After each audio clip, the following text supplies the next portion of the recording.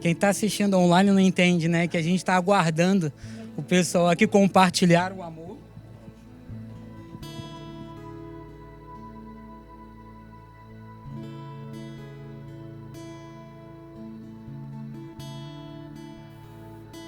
Alô. Graças a Deus, que bom compartilhar o amor de Cristo assim, com um abraço, com um beijo, com, né? Sentir o calor dos irmãos nesse frio incrível que está fazendo ali do lado de fora. Tá marcando menos 3 graus no meu carro, marcou hoje de manhã.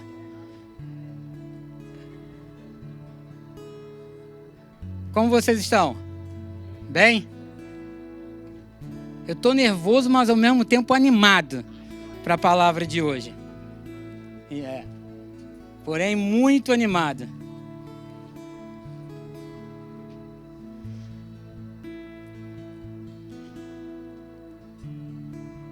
Bom, todos tomaram seus assentos. Hoje a palavra vai ser forte. Você está vendo aí pelo tema da religião para a vida em Cristo. Então aperte o cinto que o negócio vai pegar aí, né? Esse tempinho foi bom para abraçar, foi bom para ir no banheiro, foi bom para... Agora aperta o cinto aí que vai ser bênção. Amém? Vamos orar. Pai, te louvamos, te agradecemos, ó Deus, por esse dia maravilhoso que nos destes, ó Pai. Muito obrigado por estar mais uma vez em tua casa, adorando o teu nome, glorificando o teu nome. Senhor, fala conosco através da tua palavra essa manhã, ó Deus. Que nós possamos ser exatamente transformados pela Tua palavra, Senhor. Usa, meu Deus, como boca do Espírito Santo aqui para ministrar a Tua igreja, Deus. Em nome de Jesus. Amém? Pessoal, quem está acompanhando o livro, o ensino que o pastor Tiago está trazendo, né? A carta das 7 igrejas ali. E aí nós vimos na semana passada... Tá? A igreja de Sardes e de Laodiceia. E eu quero pegar esses 2 textos para dar um início na palavra de hoje, que tudo intercala, né? O tema é da religião à vida com Cristo. E é exatamente essas 2 igrejas que teve um reporte não muito positivo, aliás, só negativo, né? E que acontece hoje nas igrejas de hoje. Na nossa vida como igreja também. Então é um ponto da gente abrir os nossos olhos. Abre, por favor, em Apocalipse capítulo 3, verso 1 ao 6. A gente vai ver sobre a igreja de Sardes. E depois tem uma excelente conexão. Não vou ministrar a palavra que o pastor trouxe aqui no domingo, mas sim é só um início, só para a gente entrar na mesma linha. Todos acharam? Apocalipse 3, verso 1 ao 6, diz assim: Aos anjos da igreja em Sardes escreva esta carta. Esta mensagem é enviada a você, por aquele que tem os 7 Espíritos de Deus e as 7 estrelas. Eu conheço as suas obras. Você tem a fama de igreja viva e ativa, mas está morta. Portanto, acorde. Fortaleça o pouco que resta, porque até mesmo o que restou está a ponto de morrer. As suas obras estão longe de ser corretas aos olhos de Deus. Volte ao que você ouviu e creu no princípio. Retenha-o firmemente e volte-se para mim outra vez. Se não o fizer, eu virei subitamente a você, sem ser esperado, como um ladrão, e o castigarei. Verso 4. Todavia, mesmo aí em Sardes, alguns não mancharam suas roupas com a imundície do mundo. Eles andaram comigo vestido de branco, porque são dignos. Todo aquele que vence será vestido de branco. Eu não apagarei o nome dele do livro da vida, e reconhecerei diante do meu Pai e dos seus anjos. Que todo aquele que tem ouvidos, ouçam o que o Espírito tem a dizer à igreja. Nós vemos aqui, primeiramente, a igreja de Sardes, uma igreja que parecia que estava viva, mas estava morta. É daí aonde a gente entra com a religiosidade. Muitas das vezes a gente acha que está praticando o correto, que está fazendo o certo, mas nós estamos presos na religiosidade. Muitas das vezes o que pegar um microfone na mão, falar que é santo, está ali, né, de joelho o tempo todo, mas chega na segunda-feira de manhã, tua vida é totalmente diferente do que aquilo que você pregou. Muitas das vezes a religiosidade que a gente segue no dia a dia nos trava, nos aprisiona e a gente não vive isso. Achamos que estamos vivos, mas estamos mortos. Vamos agora na igreja de Laodiceia. Capítulo 3, verso 14 ao 22. Ao anjo da igreja de Laodiceia, escreva esta carta.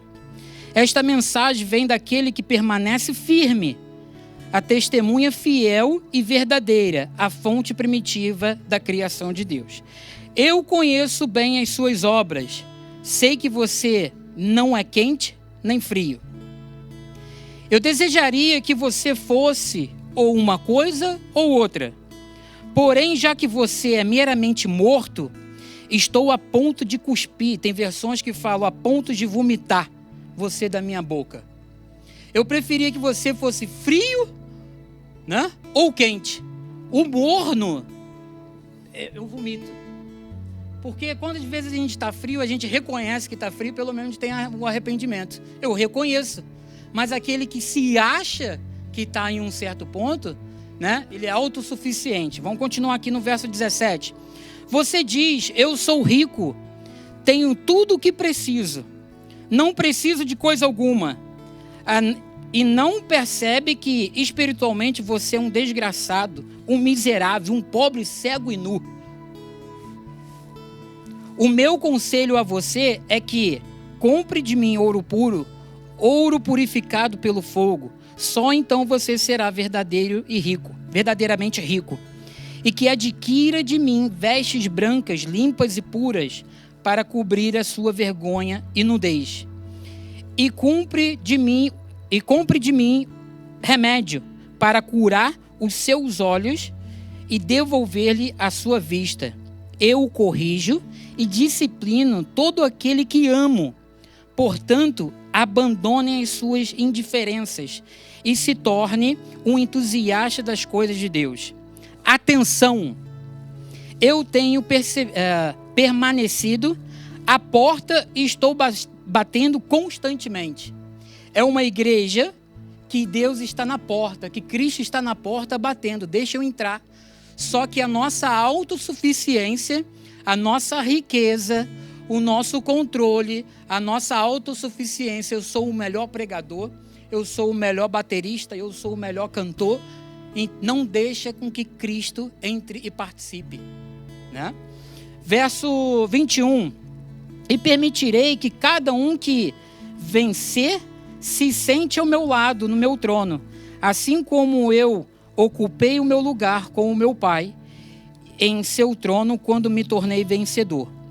Que todo aquele que tem ouvidos ouça o que o Espírito diz às igrejas. Amém, igreja? Mas essa não é a palavra, texto principal que eu quero trazer. É só trazer uma retrospectiva do que foi ministrado no domingo e uma atenção que a igreja de hoje está seguindo. É uma igreja que não está fria, nem não está quente, mas ela está morna. Ou uma que se acha ativa, né, que acha viva, mas está morta. E é de grande responsabilidade nossa, né, ter a missão do Espírito Santo dentro de nós. O que eu tenho feito de errado? O que eu tenho feito que eu estou me julgando bom, né, e praticando aquelas coisas de religiosidade? É da onde eu quero trazer. Será o que a gente está fazendo é religiosidade ou é a nossa vida em Cristo? Será que a gente vai ser bem polêmico aqui? Então o pastor Tiago sempre fala assim, eu espero que no final vai acabar tudo bem, fica tranquilo, mas eu espero ofender a corrente da religiosidade. Você pode ver no fundo que existe uma corrente quebrada. a gente precisa quebrar alguns métodos religiosos que seguimos, né? A nossa vida e caminhada cristã só vai acontecer verdadeiramente quando a gente quebra essa religiosidade. Daí que vamos entrar no livro de Romanos agora. E a gente vai estudar o capítulo 2, 3, 4, 5, 6, 7 e o 8. Então esteja comigo. Quando eu falei, aperte o 5 porque a caminhada vai ser longa. Amém? Romanos, para o tema.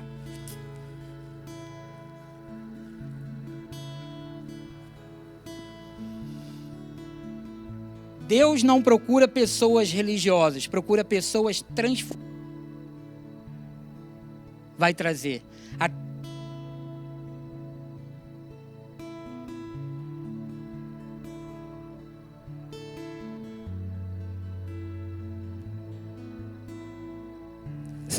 Alô?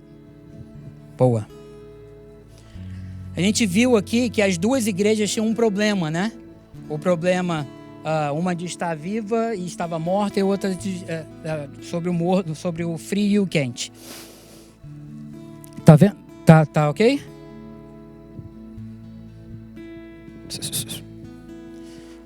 Bruno, se puder aumentar só um pouquinho, então, porque para não falar tão... Vamos lá. Capítulo 2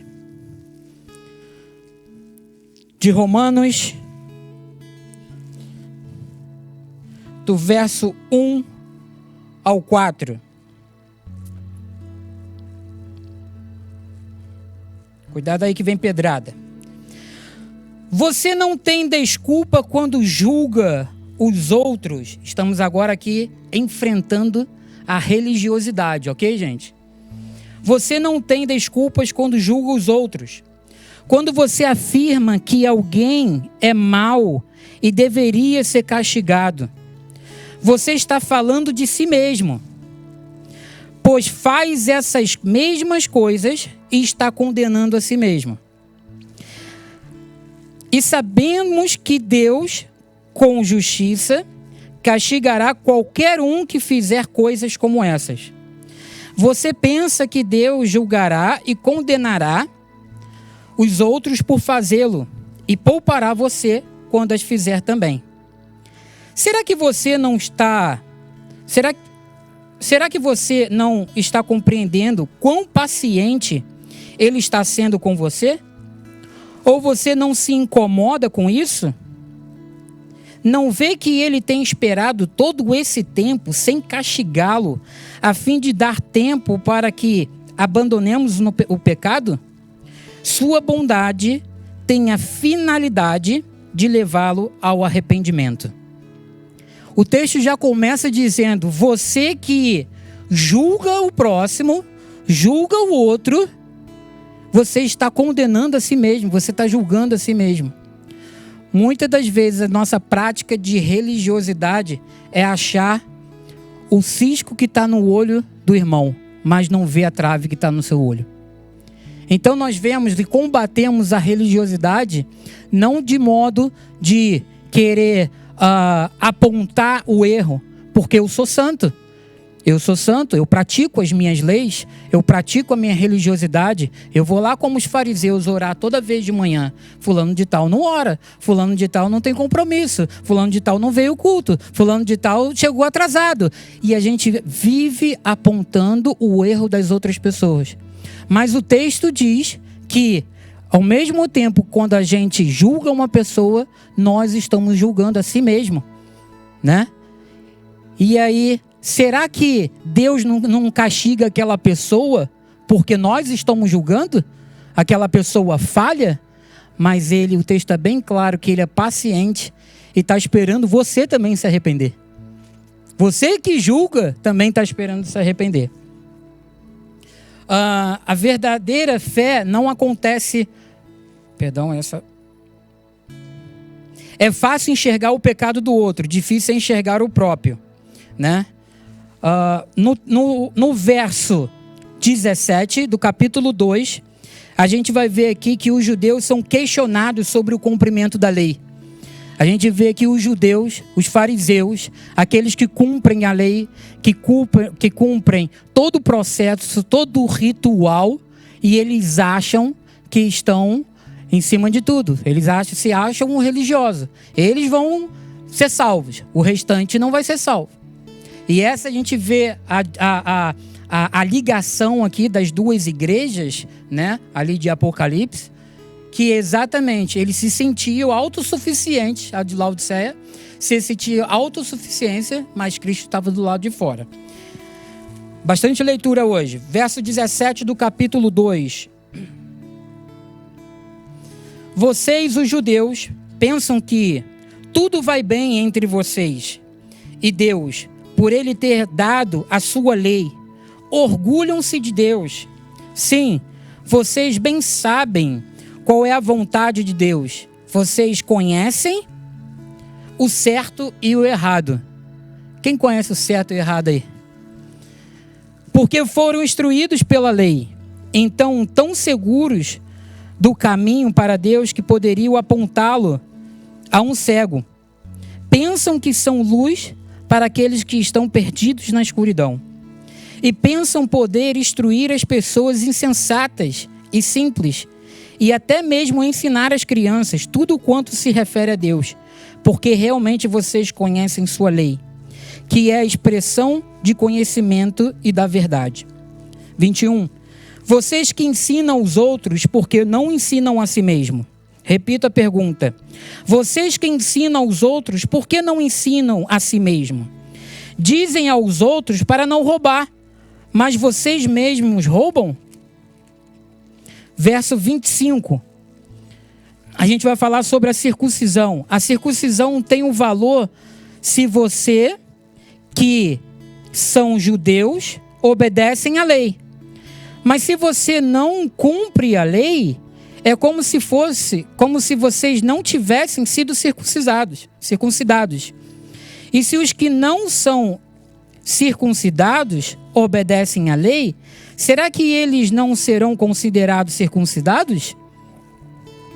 De fato, aquele que é circuncidado fisicamente, mas obedece à lei, condenará você que tanto a lei e a circuncisão não obedecem à lei. Vocês, na realidade, não são judeus só porque nasceram de país judeus ou porque passaram pela cerimônia da circuncisão para serem admitidos no judaísmo. Não. Judeu verdadeiro é aquele em cujo coração seja reto diante de Deus. Deus não procura aquele que corta o seu corpo através da circuncisão física, mas procura aquele cujo coração e mente foram mudados pelo Espírito, não pela lei escrita. Qualquer um que tiver esse tipo de mudança em sua vida receberá o louvor de Deus e não do homem. Para que adianta a circuncisão se talvez não obedeçam à lei? O judeu de nascença, ele tem aqui aqueles 8 dias ali de bebê e ele é circunciso, né? Cortado ali uma pelezinha e ele é considerado judeu. E aí eles, por ter essa prática, esse ato, esse ritual, eles podem ser os mestres da lei. Mas de que adianta ser mestre da lei e não ser circunciso de coração? Não ter uma vida transformada? Então a gente quebra a religiosidade pelo fato de eu cumpro o beabá, né? Eu venho à igreja todo domingo. Eu participo do grupo na quinta-feira. Eu venho na oração das mulheres, dos homens. Eu vou em todos os eventos da igreja. Anos, mas ainda não são circuncisos de coração. Vocês estão praticando religiosidade. Se de fato a sua vida for em obediência, como falo aqui, segunda, terça, quarta, quinta, sexta, sábado e domingo, um coração transformado. A gente vai entrar um pouco mais à frente aqui, que a gente passa por lutas, tribulações, e isso não deve deixar o crente abatido, não deve abater a nossa caminhada. Isso vem para fortalecimento da nossa caminhada. Então, a minha vida é toda ruim, não consigo. vou abandonar. Porque é difícil ser evangélico, é difícil crer, é difícil permanecer.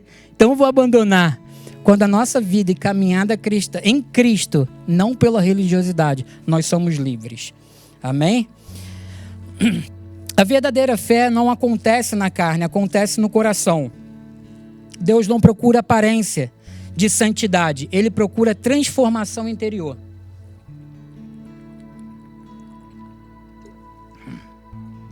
Pastor, como você sofre aqui na garganta, hein? Meu Deus. Deus não procura aparência de santidade, Ele procura transformação interior. Nós conhecemos pessoas que parecem ser santas, né? Pessoas que na igreja é uma coisa, né? No trabalho é outra. Jovens, sejam a mesma coisa na escola. Sejam a mesma coisa na faculdade que você é aqui na igreja. Sejam a mesma coisa com seus amigos, com os amigos daqui do Youth Group. Amém? Não sejam diferentes. Não seja pais, não seja diferente com seus filhos, com suas esposas, quando você é com os outros. Amém? Ai, ai. Vamos lá, Romanos capítulo 3. Nós vemos que as dificuldades vêm, todas as tribulações, a nossa caminhada com Cristo, e a gente precisa permanecer. Eu acho que já alguns domingos a gente já escutou sobre permanecer firme. Continue na caminhada. Porque o pecado, ele bate na porta. Ele vem nos atacar. Linkando com a palavra, é impressionante como é a palavra, né? Ela linka tudo, né? Cláudio trouxe aqui na terça-feira sobre oração, né? Sobre estarmos vigilantes, principalmente aqueles que servem em algum ministério, estão à frente de alguma coisa. O inimigo fica furioso, gente. Para trazer uma palavra aqui, para trazer um louvor, para levar uma palavra no grupo. Qualquer um, o inimigo fica furioso. E ele fica querendo nos atacar de alguma forma. E daí vem aqueles pensamentos que você praticou, aqueles atos, o inimigo sempre vem apontando para te desanimar. Mas o texto fala aqui que a gente vai vencer, vamos vencer, não porque nós deixamos de pecar, né? No capítulo 3 a gente fala, todos são pecadores. Todos nós somos pecadores, né? Diz no capítulo 3, do verso 9 vamos até o 20.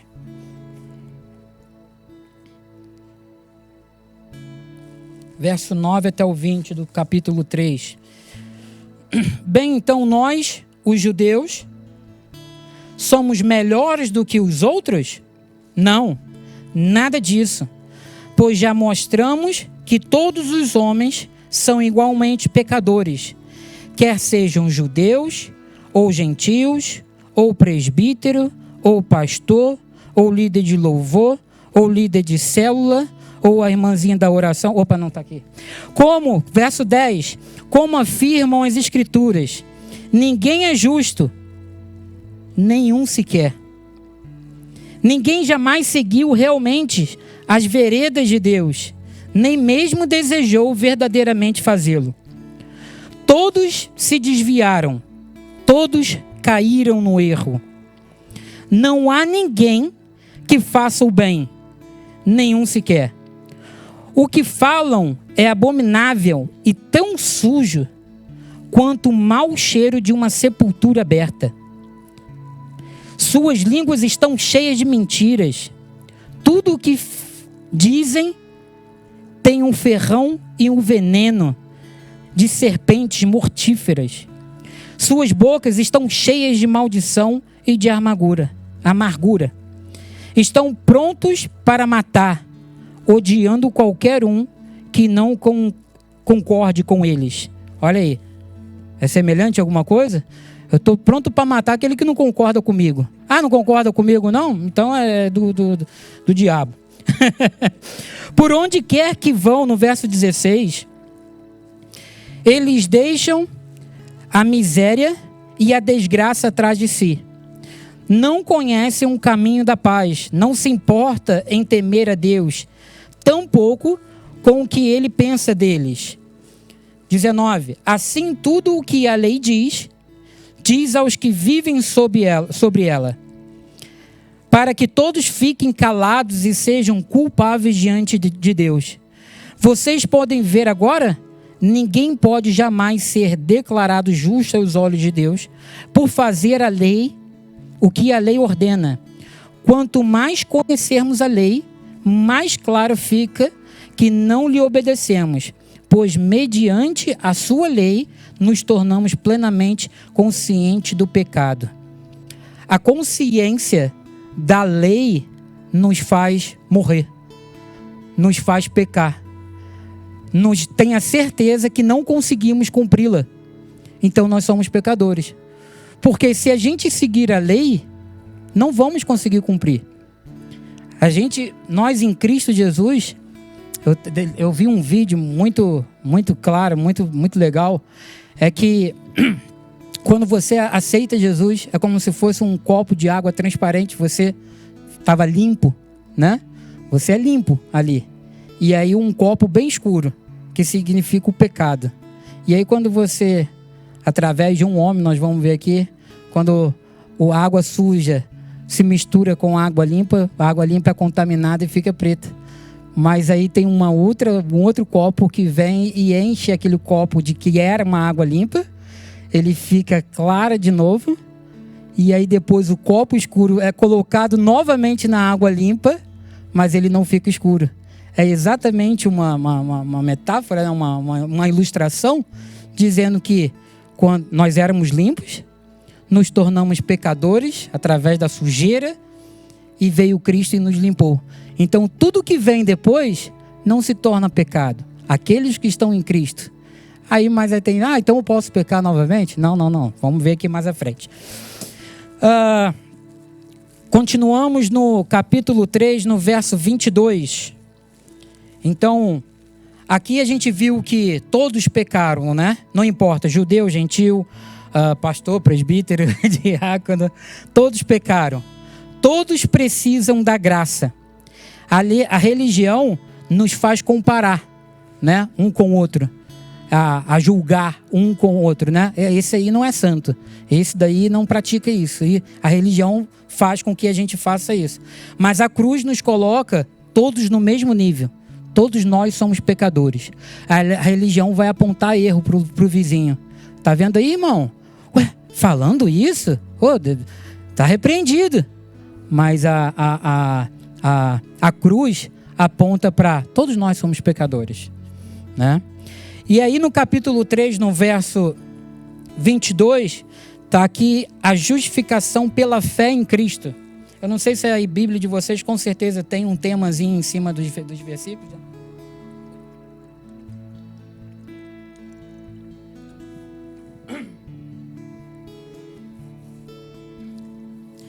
Verso 22 do capítulo 3.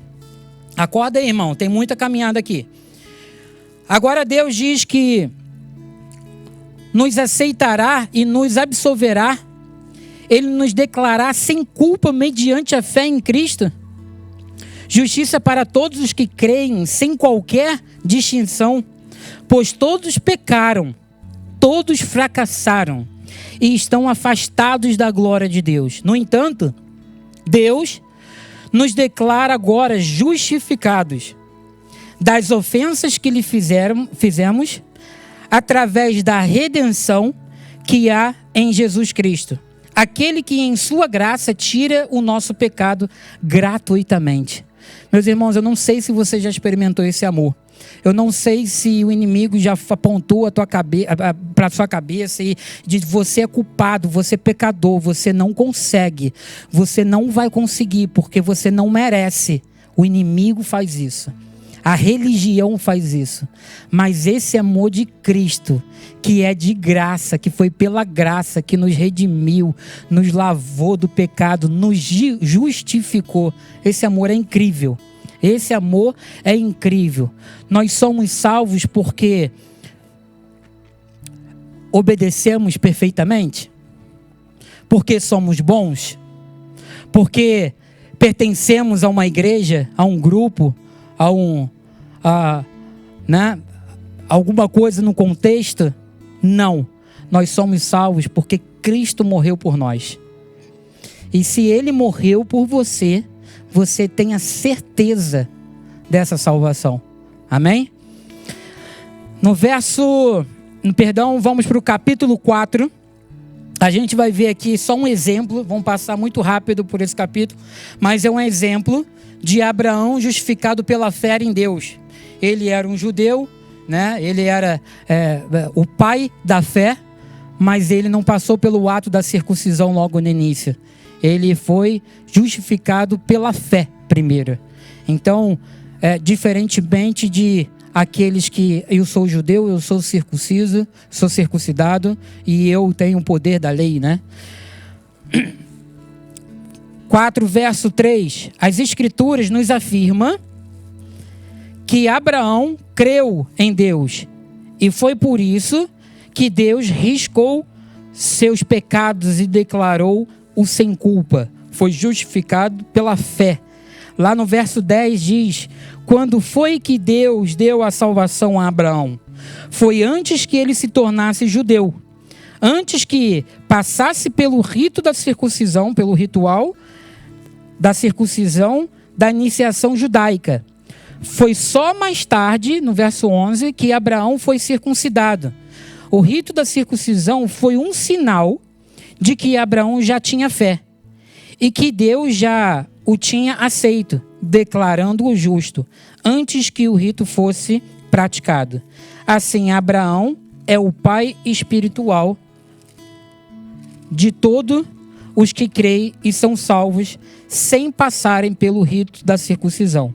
Portanto, aquele que não guarda as leis são justificados por Deus por meio da fé. Amém? Então a nossa transformação, a nossa justificação, de Cristo é que faz com que o nosso coração e o nosso propósito seja alinhado com Ele. Não o fato de eu simplesmente... Meus irmãos, vamos botar um exemplo bem prático aqui. Aceitei Jesus, tá? Fui batizado. Tudo isso tem um peso, né? Fui batizado. Mas talvez a minha vida não teve essa transformação que eu achei que ia ter. Por quê? Eu não larguei o meu pecado. Eu não tive a coragem de abandoná-lo, o pecado. E estou nesse ato novamente o tempo todo.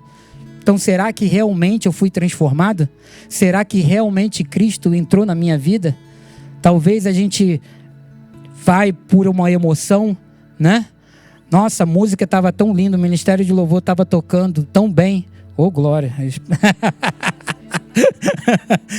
Aquela emoção, aquela, né? Tudo se fez ali para eu aceitar Cristo, mas no dia seguinte volta aos mesmos atos.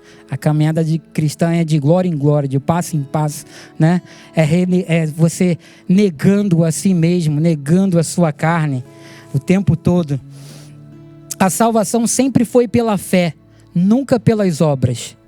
A salvação é pelo aquilo que a gente crê, não é aquilo que a gente faz, né? Se for aquilo que a gente faz, meu Deus do céu, Deus tenha misericórdia. Romanos 5, verso 1 ao 11, bastante leitura. Quanto mais leitura, pessoal, é melhor da palavra. Porque a palavra é certa no que fala aqui. Às vezes eu venho com minha opinião, pode ser, né? Mas quanto mais leitura, é melhor.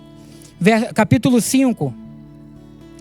Portanto, agora, desde que fomos declarados justos à vida de Deus, pela fé, podemos ter paz com Deus, por meio de Jesus Cristo, nosso Senhor. Quem tem paz com Deus aí? Pois devido à nossa fé, Ele nos colocou nesse lugar de mais alto privilégio, onde agora nos encontramos. E nos levou a essa graça na qual agora estamos firmes. E nos alegramos na esperança de participar da glória de Deus.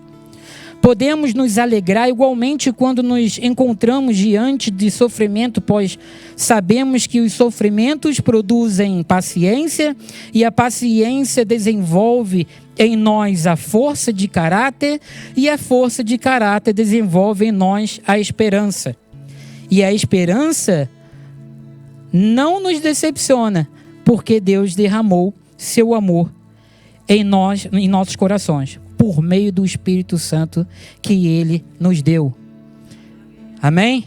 Continuando aqui, verso 6.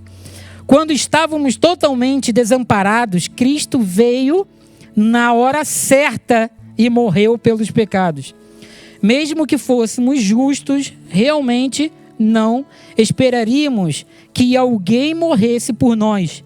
Embora alguém tivesse coragem de morrer por uma pessoa boa, Deus, no entanto, mostrou seu grande amor por nós, enviando Cristo, seu Filho, para morrer por nós, enquanto ainda éramos pecadores. E já que por seu sangue ele justificou a nós, pecadores, quanto mais ele não fará por nós agora que nos declarou sem culpa?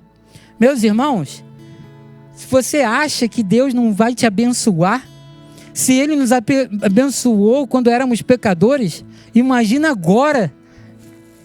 Continuando aqui, agora Ele nos salvará de toda a ira divina que está por vir. Verso 10.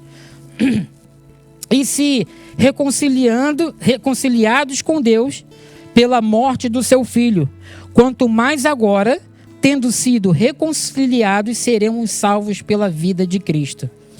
Agora nós nos alegremos em Deus por meio do nosso Senhor Jesus Cristo, por intermédio de quem agora alcançamos a reconciliação. Amém? Nós vimos aqui que antes, quando éramos pecadores, antes tínhamos a culpa, a condenação e a distância do Pai. Mas agora temos paz com Deus, né? Temos acesso, temos esperança. Então tudo aquilo que vem trazer culpa sobre a sua mente, repreenda, porque nós precisamos ter paz com Deus, né? Tribulação vem para trazer dúvida. Problema vem para trazer dúvida, vem para tirar a gente do trilho. Mas estando em paz com Deus é diferente. Verso 15 ao 17. E também não há comparação entre o pecado do homem e o perdão de Deus. Pois este único homem, que é Adão, trouxe a morte para muitos por meio de pecado. Porém, este outro homem, Jesus Cristo, trouxe perdão para muitos por meio da graça divina. E existe uma diferença entre a dádiva de Deus e o pecado de um só homem. Pois um só pecado veio o julgamento que trouxe condenação. Mas a dádiva veio de muitos pecados e trouxe a justificação. O pecado de um único homem fez com que a morte reinasse sobre todos. Porém, todos quanto receberam o presente divino da graça, a dádiva da justiça, reinarão em vidas por causa deste único homem que é Jesus Cristo. Meus irmãos, não sei se vocês estão entendendo, mas é que por um homem existiu pecados que não acabam mais. E por um único homem, ele veio para cobrir todos os nossos pecados. Você conseguiria dar a sua vida pelo seu vizinho? Pelo seu patrão? Eu não falo do meu patrão. Meu patrão é o pastor, amigo e tal, isso aqui, então fica fácil, né? Agora imagina um patrão que é aquele orelha seca. Tem um patrão que é um pastor amigo, tudo bem, daria, né? Agora, vamos lá, aqui não tem o Tiago como patrão, você daria mesmo? Ai. Mas não é fácil, meus irmãos. Olha que amor é esse. Que amor é esse da vida do seu próprio filho. A morte veio por Adão e a vida veio por Cristo. morrer para o pecado para ter uma nova vida em Cristo. Vamos lá em Romanos 6. Temos até o 8. Nós vamos ver aqui em Romanos 6 que a graça não é a licença para o pecado, né? A gente não é porque nós temos a graça de Deus, nós temos a liberdade de pecar e sermos perdoados. Muito pelo contrário. Verso 1, a partir do 1 diz assim, o tema aqui, morrer para o pecado para ter nova vida em Cristo. Meus irmãos, a carta de Romanos é um manual de instruções para o cristão. Eu acho que todos deveríamos, né, ter esse... no trabalho, eu escutando, eu falei, caramba, e era cada, né, tapa na cara que eu tomava ali trabalhando e escutando, meu Deus do céu. E de fato, morrer para o pecado para uma nova vida em Cristo. Diz assim, verso 1. O que diremos então? Continuaremos a pecar para que a graça de Deus aumente cada vez mais? Quanto mais a gente peca, mais graça eu tenho? Naturalmente que não. Nós, o que morremos para o pecado, como deveríamos continuar vivendo nele? Me lembra aí, Hebreus 6, que fala que uma vez que a gente peca e temos nos arrependemos e se fizermos de novo, iremos crucificar Cristo mais uma vez? É isso? Hebreus 6? Amém. Hebreus 6 fala que, vamos continuar pecando? É a mesma coisa do que crucificar Cristo novamente. Então ele já foi crucificado uma vez. Se a gente continuar pecando, é a mesma coisa que fala, vem aqui, vamos crucificar de novo. Né? Verso 3, o poder do pecado sobre nós foi quebrado quando fomos batizados em sua morte. No batismo fomos sepultados com ele na morte para que, assim como Cristo foi ressurreto pelo Pai, com poder glorioso, também nós vivamos uma vida nova. Vocês se uniram com ele na sua morte e ressurreição, como ele ressuscitou. Os antigos desejos malignos de vocês foram pregados na cruz juntamente com ele. Aquela parte que em cada um de vocês tem a tendência de continuar pecando, foi esmagada e mortalmente ferida de maneira tal que esse corpo, amante do pecado, não está mais sob o controle do pecado e não necessita mais ser escravo dele. Quando vocês morrem para o pecado, libertam-se de todos os seus atrativos e do seu poder sobre vocês. E visto que, no verso 8, e visto que morremos com Cristo, cremos que participaremos da sua vida nova. Cristo ressuscitou dentre os mortos e não poderá morrer outra vez. A morte não tem mais poder sobre ele. Ele morreu de uma vez por todas, a fim de acabar com o poder do pecado. E agora vive para sempre e continua em comunhão com Deus. Portanto, verso 11, considerem-se mortos para o pecado, enquanto, por outro lado, estão vivos para Deus em Jesus Cristo. Não deixem que o pecado controle o seu corpo mortal de vocês. Verso 12. Não deixem que o pecado controle esse corpo mortal de vocês. E não cedam aos seus desejos pecaminosos. Não deixem que nenhuma parte do seu corpo seja instrumento de injustiça. Antes, entreguem-se inteiramente a Deus, pois vocês voltaram na morte para a vida. Sejam, portanto, os instrumentos de justiça nas mãos de Deus. Nunca mais o pecado deverá voltar a dominar vocês, pois agora vocês não estão mais debaixo da lei, mas livre sobre a graça de Deus. Amém? A graça não é a licença para pecar. Quem foi salvo vive a diferença. Pessoal, não é que a gente é perfeito. Somos salvos e somos perfeitos. Não. Quando a gente fala aqui que o pecado, nós não participamos mais do pecado, podemos pecar?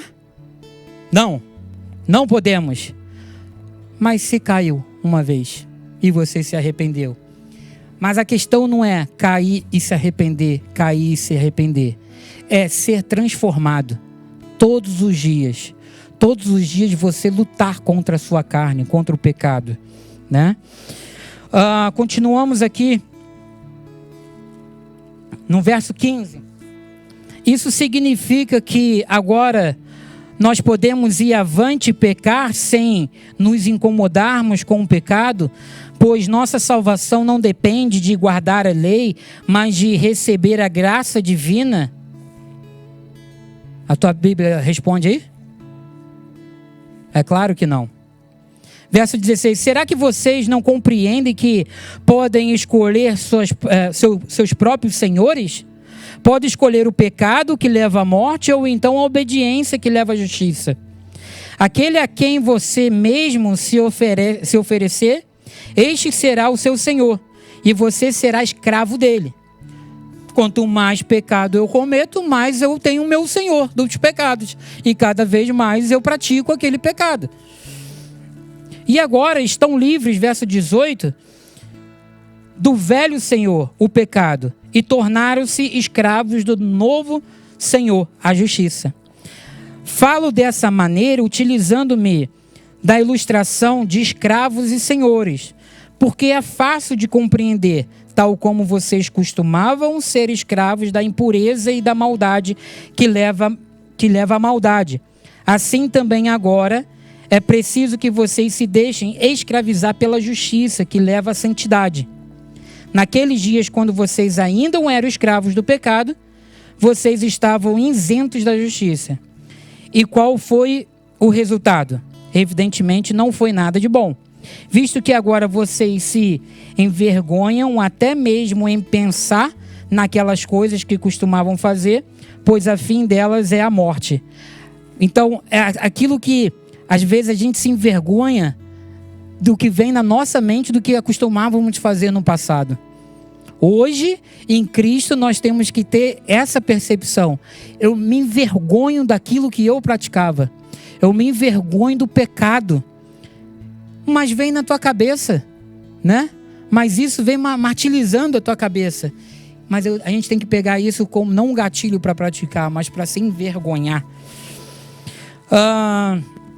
Verso 22. Agora, no entanto, estão livres do poder do pecado e são escravos de Deus. E entre os benefícios que ele dispensa a você está a santidade, cujo fim é a vida eterna. Pois o salário do pecado é a morte, mas a dádiva gratuita de Deus é a vida eterna por Jesus Cristo, nosso Senhor. O salário do pecado é a morte. E a gente vê isso é notório, porque é uma morte não só espiritual, mas física também, né? De tanto praticar aquele pecado, coisas absurdas, que talvez você adquira uma doença que vai matar fisicamente, né? Não só primeiro espiritualmente, mas depois fisicamente.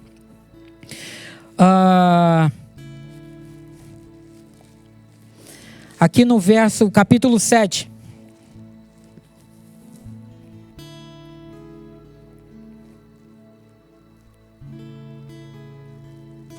A luta contra o pecado, capítulo 7, verso 19 ao 25. Paulo diz assim, um texto bem conhecido: quando quero fazer o bem, não faço. E o mal que não quero fazer, esse eu acabo fazendo. Ora, se estou fazendo aquilo que não quero, é simples dizer que onde está a dificuldade? É o pecado que ainda está dentro de mim? Quando quero fazer o bem, faço inevitavelmente o que é mal. Quando a minha nova natureza, eu tenho prazer na lei de Deus, contudo existe uma outra lei atuando dentro do meu corpo, que está em guerra com a minha mente, fazendo-me prisioneiro da lei e do pecado que age no meu corpo. Olha o que ele fala aqui no 24. Que situação terrível está esta que me encontro. Alguém já se perguntou que situação terrível que está na minha mente? É uma guerra de corpo e mente.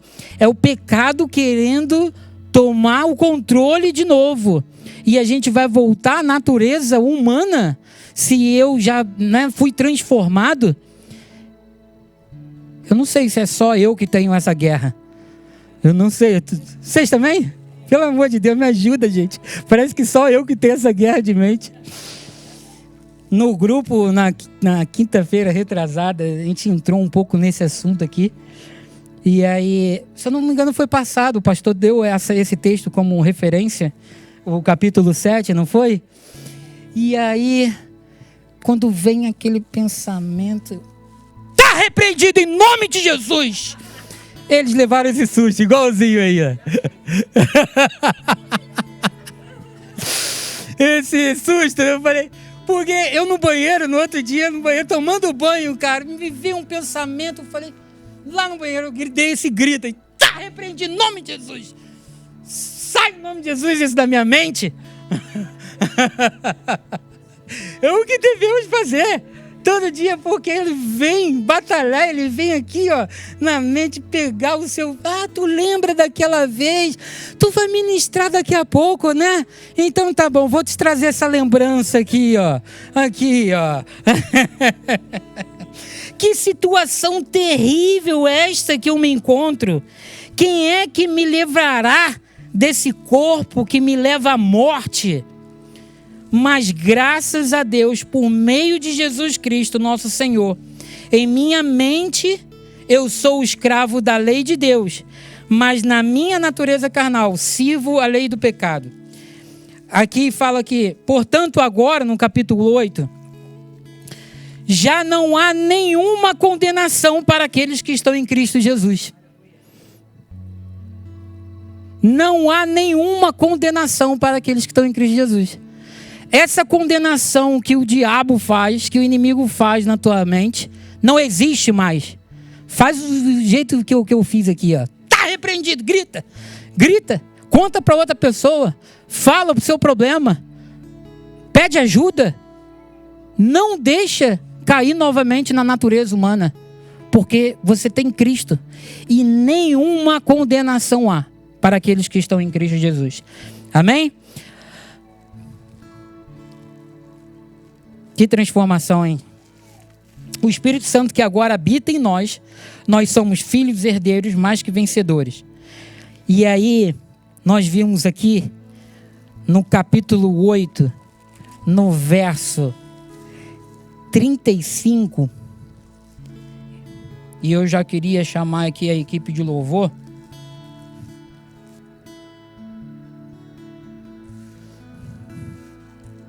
Para a gente finalizar. Olha o que diz aqui no verso 35 do capítulo 8. Quem então, olha que amor, se você está achando que o amor, esse que deu o seu único filho para morrer por nós e lavar nossos pecados, olha esse amor, olha isso aqui. Verso 35. Quem então pode nos separar do amor de Cristo? Será sofrimento ou angústia? Ou perseguição ou fome? Ou nudez ou perigo? Ou a sua própria morte? No verso 38 diz: estou convencido de que nada poderá nos separar do amor, nem da morte, nem da vida, nem os anjos, nem os principados, nem potestades, nem o presente, nem o futuro, nem um lugar bem alto no céu, ou nas profundezas do mar, nem qualquer outra coisa será capaz de separar-nos do amor de Deus em Cristo Jesus, o nosso Senhor. Meus irmãos, fica de pé para glorificar, porque Olha só, nem altura, nem profundidade, tem que glorificar de pé. Nem altura, nem profundidade, nem distância, nada nos separará do amor de Cristo Jesus. Amém? Nada nos separará do amor de Cristo. Quem nos separará da tribulação, da perseguição, da fome, da espada? Nem morte, nem vida, nem anjos, nem principados, nem altura, nem profundidade, nem qualquer outra criatura pode nos separar do amor de Cristo. Meus irmãos, nós começamos a olhar as duas igrejas. Uma trilha que parecia que a gente estava ali presos na religião, né? Uma tinha uma aparência de vida, mas estava morta. A outra que era rica. E a gente vê que a religião vai cada vez mais nos prendendo, nos trazendo corrente. Mas nós descobrimos que a religião não salva. Todos pecaram. Cristo justifica e a fé transforma. O Espírito produz uma nova vida. E por fim, aqueles que estão em Cristo vivem sem condenação e os seguros do amor de Deus. A religião pode até mudar hábitos, pode mudar costumes, pode mudar a tua maneira de falar. A religião muda a sua maneira de falar. Mas somente Jesus transforma o coração. E quando Cristo transforma o coração, não há condenação, não há acusação e não há nada que possa nos separar do amor de Deus. Amém? Senhor Deus e Pai, nós queremos te louvar, te agradecer, ó Deus, por essa palavra, Deus, que penetrou em nosso coração, que nós possamos ser, de fato, transformados, ó Deus, pela fé que nós seguimos, não pela religião, não pelo que temos aprendido, pela lei, ó Pai, porque sabemos que quanto mais a gente pensa na lei, mais percebemos que não podemos cumprir. Não podemos cumprir aquilo que está ali diante, mas a Tua graça e a Tua misericórdia sobre nossas vidas infinitamente veio sobre nós, ó Deus. Obrigado pelo Teu amor que nos alcançou, Teu amor que não merecemos, mas hoje nós podemos ouvir: quem nos separará desse amor? Nada vai nos separar do amor de Cristo. Que nem pecado, nem o nosso pecado de bolso. Nós quebramos isso em nome de Jesus, ó Pai. Nós queremos jogar todo esse lixo embora.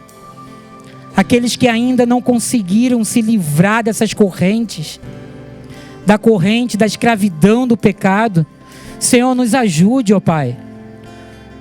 Nos ajude, nos molda, ó Pai.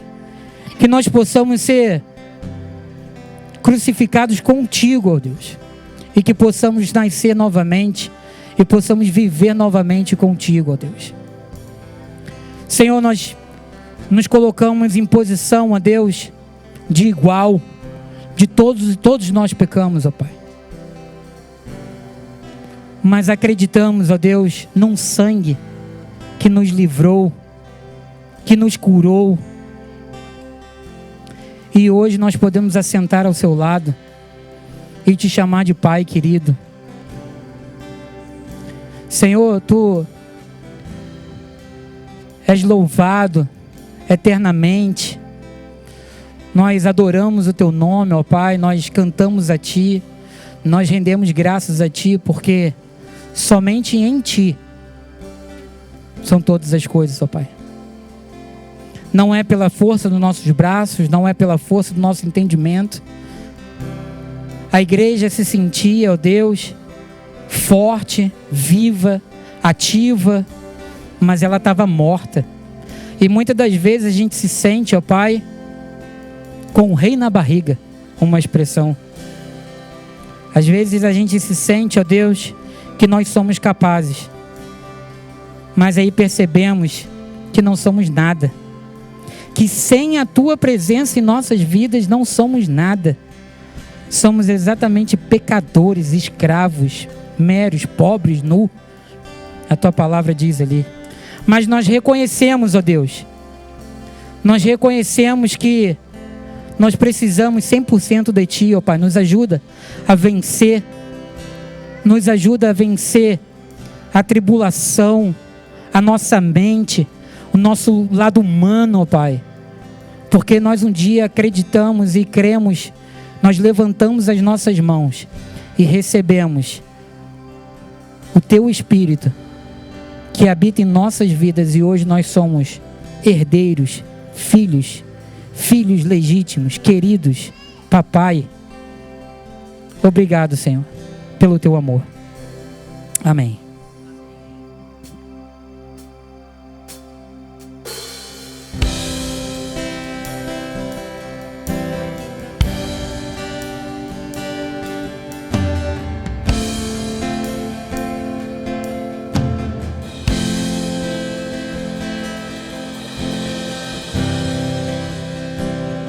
Stars away, only sounds there.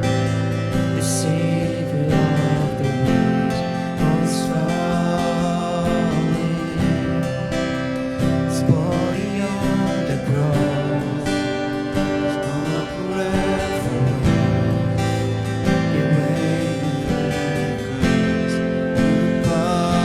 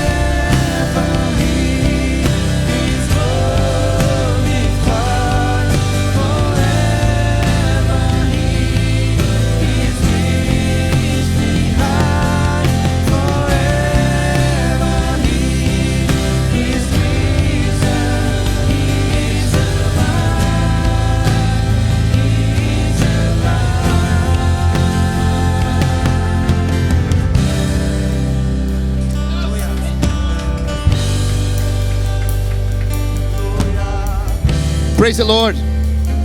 Yes. You hear me there? Yeah? Look, it's evident, Hafa. It's evident what the Lord is doing with the church. It is evident that what we're doing is to learn what our Lord likes, what the King likes. Now, those 7 churches that we are going through, they are churches that the Lord has good things to say about, but also bad things to say about. The Lord is calling the attention of the church to understand what the King likes. And one of the things that a king likes is to not to be religious. It is to be free in His grace. It is to be free in the hands of the Lord. It is for us to learn how to walk in the Spirit and not in the flesh. No more to the natural man, but yes to the spiritual man right there. Yes, yes, yes, yes, yes. Now look, it's a simple preaching, but that's exactly where our heart should be. What does the King like? The King likes a circumcised heart. It's about the heart. It's about the soul. It's about what you do with the freedom and with the salvation that He has provided you today. So when you sing forever, indeed, it is a forever work that is in you. And the mark of that faith is the circumcised heart that you say that you have. So again, you bring that up during the week and you take it with you wherever you go. There's some visitors here. I know some people from Australia. Again, take this back with you to wherever you go. Break those chains. Make it new every day. And say no to law. Say no to religion. Say no to things that enslave you, because now you are free and free indeed. Amen. That's the word of God, guys. Praise the Lord for this message, man. I love to translate that. Father, we thank you again, Lord, for this wonderful message, Lord. Your church is forever grateful for the freedom that is in your blood, for the freedom that is in the person of Jesus Christ, that now connects us to have relationship with the Father.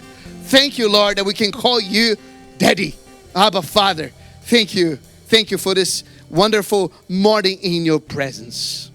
Church, may God bless you and keep you. May God make His face shine upon you and have mercy of you. May God lift up His countenance, look upon you and each one of you, and give you peace. The peace that surpasses all understanding, the peace that is in the Prince of Peace. Amen. God bless you. See you next time.